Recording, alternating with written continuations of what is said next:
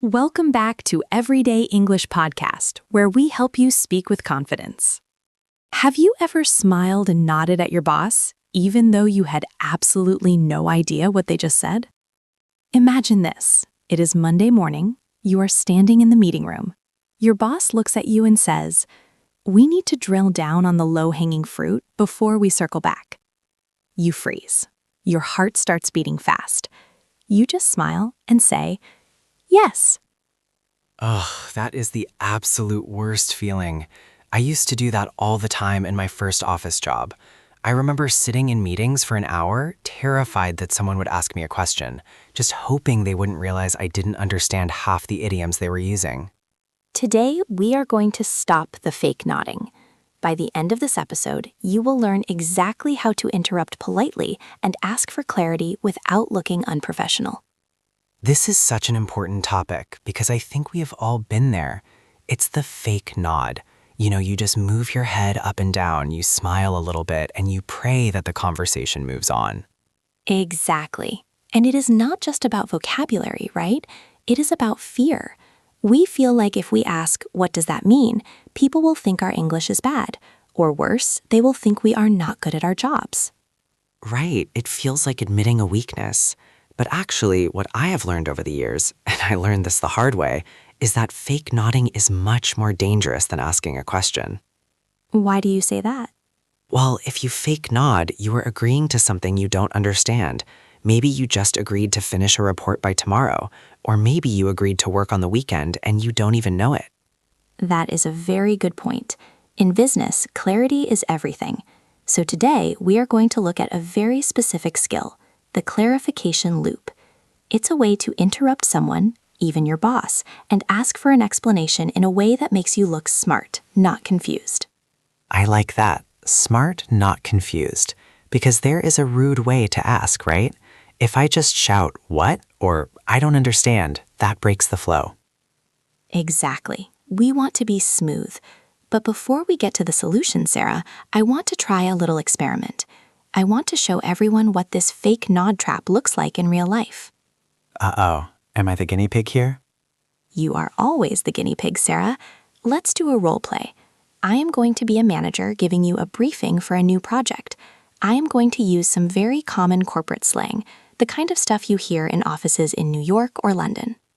Okay, and I assume I should just do what most people do, just pretend I understand? Exactly. I want you to channel your inner terrified junior employee. Just nod and agree. Listeners, pay attention to how this feels. Does this situation sound familiar to you? Okay, I'm ready. I'm smiling, I'm nodding. Great. So Sarah, thanks for stepping in on this.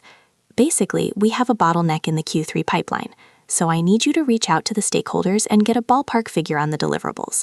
If we can get some synergy there, we can probably move the needle by Friday. Does that sound feasible? Yes, absolutely. Great. So just touch base with me when you have the bandwidth, and we'll drill down on the specifics. Sure, I will do that. Thanks. And scene. Sarah, how did that feel? It felt terrible. I caught maybe 30% of that. I know Friday and I know yes. The rest was just a blur of buzzwords. Right. Bottleneck, pipeline, synergy, move the needle. It's a different language almost. But you agreed. You said yes, absolutely. I did, and now I'm in trouble because I have to walk away from that meeting and I have zero clue what I'm supposed to do. Am I writing a report? Am I calling someone? Am I fixing a pipe? I don't know. You are fixing the pipeline, Sarah. See, I don't even know if that is a real pipeline or a metaphor. This is the danger. And listeners, if you felt your stress levels rising during that dialogue, that is normal. Native speakers use these idioms without thinking. They don't realize they are being confusing.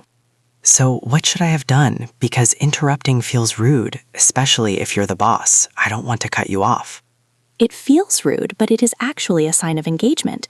If you interrupt politely, it shows you are listening closely. You care about the details. So we need to learn the art of the polite interruption. Okay, teach me. What is the first step? The first step is the soft stop. You need a phrase that stops the speaker but apologizes for doing it. My favorite one is, "Sorry to interrupt, but could you elaborate on that?" Ooh, I like elaborate. That is a fancy word. It is. To elaborate means to give more detail or explain further. It sounds much more professional than saying, "What does that mean?" It sounds positive, right? What does that mean sounds like, I don't know. But could you elaborate sounds like, I am interested. Tell me more. Exactly. It shifts the power. You are not confused, you are curious. Let's try another one. This is for when you hear a specific word you don't know. You can say, "I'm not familiar with that term. Could you clarify?" I'm not familiar with that term. That is good. It is honest, but it's not weak. It's just stating a fact. Right. And notice the grammar there. I didn't say, "What means that term?" That is a very common mistake I hear. Oh, I hear that all the time. What means bandwidth? What means synergy? Yeah, in English, we don't form questions like that. We use indirect questions for politeness. Could you clarify what that means? Or could you tell me what that refers to? So we are using could you to make it soft? Exactly. Modal verbs like could or would are your best friends in business English. They take the sharp edge off the question. Okay, so we have could you elaborate and could you clarify? Do you have a third one? Maybe for when I think I understand, but I'm not 100% sure? Yes, this is the confirmation technique. You say, "Just to make sure we're on the same page, do you mean," and then you guess the meaning. Just to make sure we are on the same page. I love that idiom, on the same page. It means we are thinking the same thing, right? Exactly. It implies that we are a team. We are reading from the same book. It's very collaborative. Just to make sure we're on the same page. It's very hard to be offended by that. Okay, so these are the three tools: the soft stop, the specific question, and the confirmation. Yes, and now I want our listeners to practice this, because knowing the phrase is one thing, but saying it when you are nervous is another. It takes muscle memory. You have to be ready to jump in. Exactly. So listeners, we are going to do a little simulation right now. I want you to imagine you are back in that meeting with me. I am going to say a confusing sentence.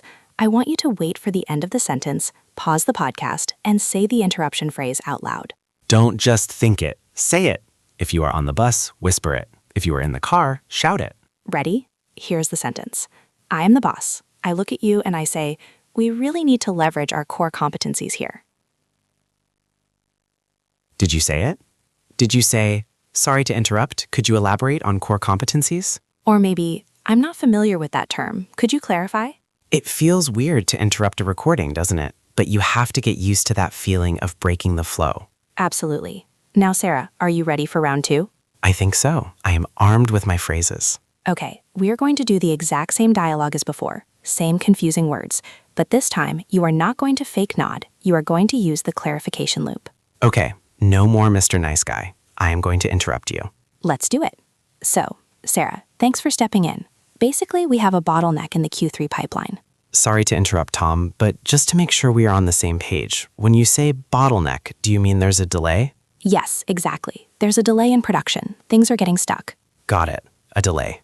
Okay, go ahead. Right. So because of the delay, I need you to reach out to the stakeholders and get a ballpark figure on the deliverables. I'm not familiar with the term ballpark figure. Could you clarify that?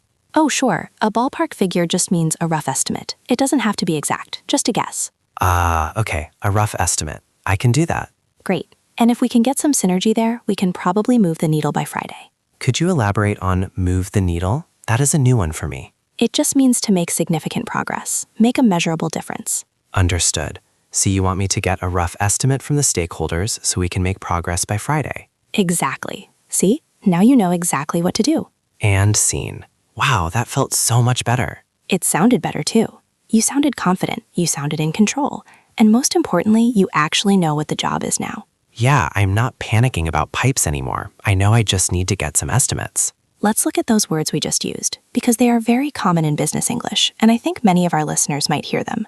Bottleneck. A bottleneck. Picture a bottle of wine or soda. The neck is the thin part at the top. If you turn it upside down, the liquid can't come out fast because the neck is narrow. Exactly. So in business, a bottleneck is anything that slows down a process. Maybe you have a factory that can make 100 cars a day, but the painting machine can only paint 10 cars a day. The painting machine is the bottleneck. Or maybe you have a great team, but the manager has to sign every single email. The manager is the bottleneck. I think I might have been a bottleneck a few times in our company, Sarah. I wasn't going to say anything, Tom, but yes, if papers are piling up on your desk, you are the bottleneck. Guilty as charged. What about ballpark figure? This comes from baseball, right? Yeah, American baseball. If the ball is in the stadium, in the ballpark, it is close enough. It counts. So a ballpark figure is a number that is close enough. Right. If I ask, how much will this project cost, and you say $10,000, but it turns out to be $10,500, that was a good ballpark figure. If it turns out to be $1 million, you were not in the ballpark. You were in a different city. Exactly. And then you asked about move the needle. Yeah, I visualize a speedometer on a car, or maybe an old pressure gauge. Yes, if the needle doesn't move, nothing is happening. You are pressing the gas, but the car isn't going faster. To move the needle means to have a real, visible impact. So if I send 100 emails, but nobody replies, I was busy, but I didn't move the needle. Sadly, yes. Results matter more than effort in that phrase. You know, breaking these down makes them so much less scary. Bottleneck is just a delay. Ballpark is just a guess. Move the needle is just progress. That is the secret of business English. It is mostly just simple concepts dressed up in fancy suits. Once you ask for the definition, the fear disappears. But you have to ask. That is the key. Before we continue with more of these phrases, I want to take a quick second to ask you to do something for us. If you are finding these explanations helpful, and if you want to help us move the needle on this channel, please hit that subscribe button. It really helps us out, and it makes sure you don't miss our next episode, where we might be talking about how to handle angry customers or how to write a perfect email. We have a lot of great topics coming up, so make sure you are subscribed so you are always in the loop.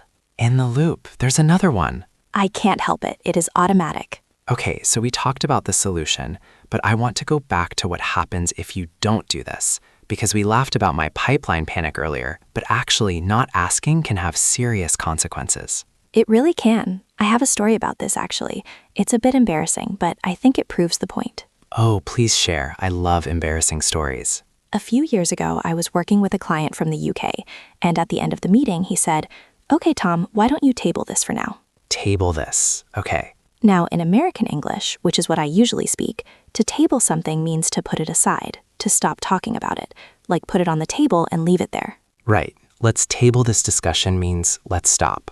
Exactly. So I thought, great, he doesn't want to do the project yet. So I stopped working on it. I focused on other things. 2 weeks later, he calls me, absolutely furious. "Where is the project? Why haven't you started?"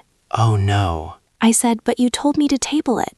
And let me guess, in British English, In British English, to table something means to put it on the table for discussion.